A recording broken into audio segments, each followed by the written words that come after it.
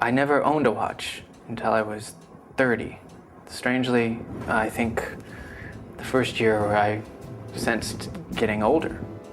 And I know the cliche of collecting time or buying time, it's pretty stupid, but I think there's some reason to it.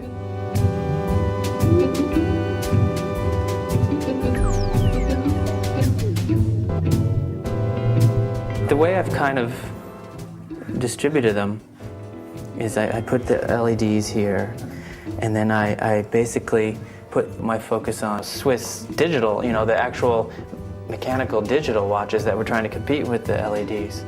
And some of the designs of those are my absolute favorites. This is a Hamilton Electric. This one is the Vega.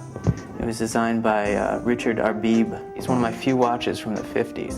But I think, and it's also the very first battery-powered watch. You know, there just weren't battery-powered watches in the 50s. This is a book about the Hamilton Electric. It's a very subculture of wristwatch collectors. There's only really one person in the whole world who can even fix them. Rene Rondeau in California. He wrote this book actually, but they're some of the most beautiful watches.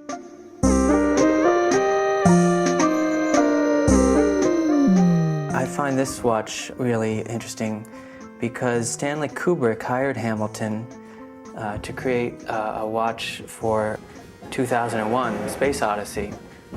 And although it looks nothing like this, at the same time, they put out the Hamilton Odyssey 2001. And it was their attempt at something very futuristic. It's 1968. It's kind of asymmetric. If anyone collects these, this is the one you can't find. Yeah, these are some of the very first LCD watches. You know, this was the first stages of that type of liquid crystal display that is pretty much everywhere now.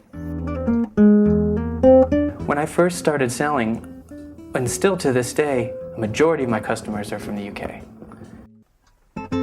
Someday I want to build a real shrine to the watches, but for now it's my website where I'm able to have all the really good photos of everything I've ever sold or am selling.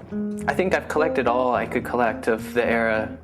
You know, I've recycled it. You know, there's a lot of models I want to go back and get that I've sold. But I'm just really more interested in using all I've done in collecting to produce my own.